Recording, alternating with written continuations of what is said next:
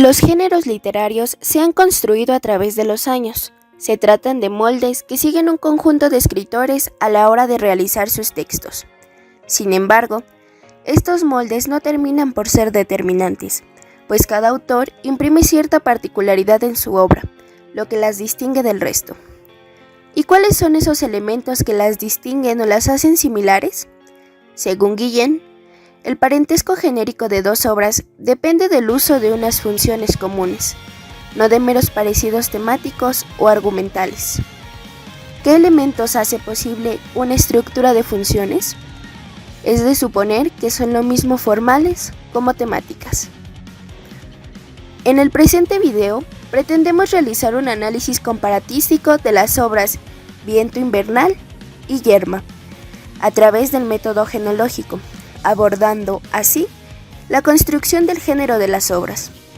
De igual manera, ofrecemos un breve análisis de cómo la función de la obra dramática está siendo, en la actualidad, desempeñada en el cuento. Para lo anterior, haremos uso del modelo de supranacionalidad C, el cual trae consigo una concepción universal, donde todo es coherente y conforma una unidad, puesto que ya se han superado tanto las diferencias espaciales como las temporales. Este modelo aplica para el análisis de los dos textos, ya que el tema que tratan y su estructura corresponden a una universalidad construida con el paso del tiempo. En cuanto al tipo de comparación, según Schmeling, optamos por el ahistórico, ya que se centra en los elementos estructuralistas, estético-formales, lingüísticos, semióticos y psicológicos, sin dejar de lado el interés por lo genético e histórico, recordando que lo que aquí nos interesa son las cuestiones de género. Para comenzar con el análisis comparativo de Yerma y Viento Invernal, primeramente nos enfocaremos en sus respectivas formas. El texto dramático se constituye como un género muy particular, de una secuencia de actos producidos intencionalmente para ser interpretados. Supone una división en escenas o actos. No hay presencia de una voz narrativa. La historia sucede a través de la interacción de los personajes, es decir, de los diálogos. Los personajes no tienen un nombre propio, salvo la misma Yerma, Víctor y Juan. El resto se compone de mujeres estereotipadas como chismosas y sin empatía alguna. Respecto al ambiente en que se desarrolla, es rural.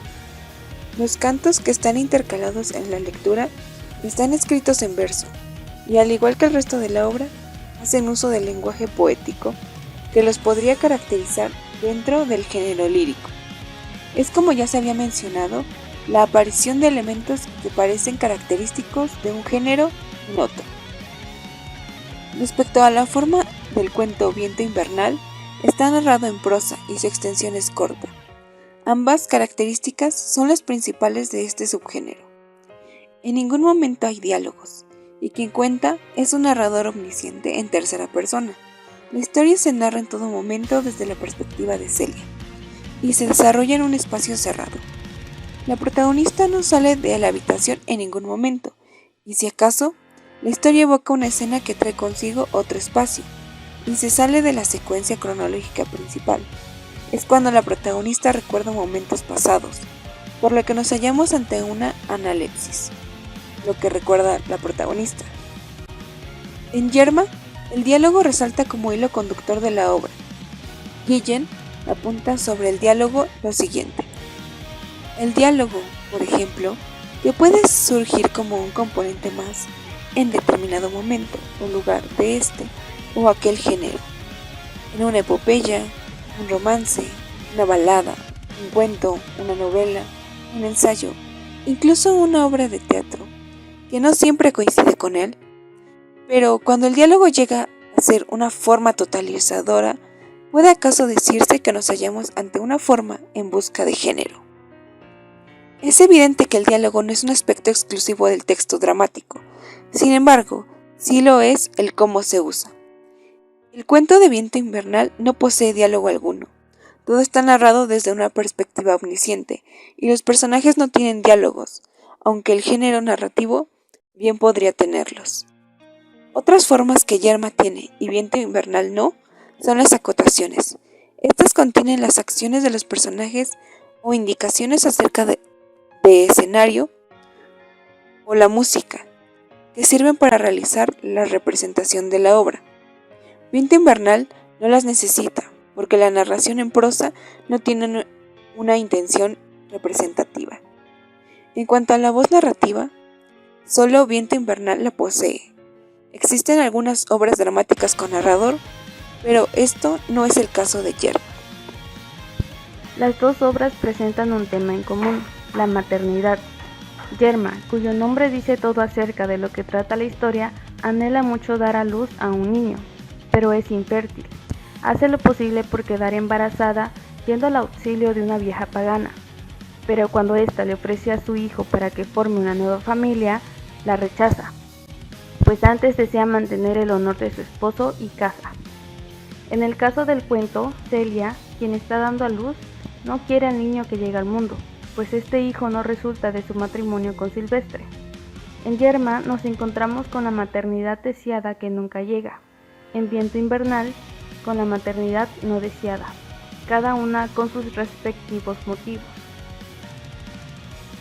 Aunado a lo anterior, debemos recordar que, si bien en ambas obras sucede la muerte de un familiar, no tienen el mismo peso por igual, porque en la obra dramática la muerte del marido a manos de la mujer tiene que ver con cuestiones éticas y morales inherentes al subgénero de la tragedia, además de también formar parte de las consecuencias del error trágico de la protagonista, el cual fue sucumbir ante la presión impuesta por la sociedad, ya que ella decidió seguir ciertos deseos, como los de su padre, aunado a que la mujer de campo debería tener hijos. También existe presión por parte del ambiente de las mujeres que ya son madres. Todo esto genera que Yerma mate a su marido. Esto no sucede en Viento Invernal. La muerte de su hijo mayor no es intencional, es resultado de cuestiones y situaciones externas que no están en sus manos. Por otro lado, Guillén nos menciona que la diferencia que vincula un género a otro puede definirse como el género de determinada función. Es así que concebimos que las obras que estamos estudiando en este video se encuentran vinculadas dado que una está cumpliendo actualmente la función de otra. Consideramos que el cuento Viento Invernal desempeña la función que anteriormente le correspondía a la obra dramática Yerma. De ahí que ambas traten, en sustancia, el mismo tema que aún ahora nos resulta tan familiar y continúa actualizándose. Es decir, el cuento Viento Invernal ya no se encarga solamente de recrear historias ficcionales, sino que termina por reflejarnos nuestra realidad, nuestro sentir ante lo narrado e incluso nuestra humanidad, cosa que solo podía esperarse anteriormente y a tal escala de la obra dramática. El lector se conmociona en todo momento, se molesta con la madre, después se pone en su lugar y la comprende, se entristece por la muerte del primer hijo y se alegra de que el hijo menor viva. Acciones que también suceden con Yerma. La entendemos, la compadecemos, nos entristecemos por ella e incluso la justificamos cuando mata a su marido. Entonces, ¿leemos sobre estas mujeres o estamos leyendo sobre nosotros mismos?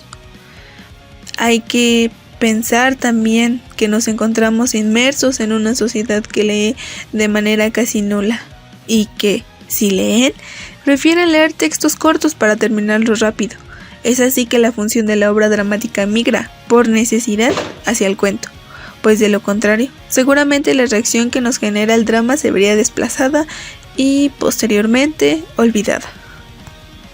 Hemos concluido que las obras Yerma y Viento Invernal son una obra dramática y un cuento respectivamente.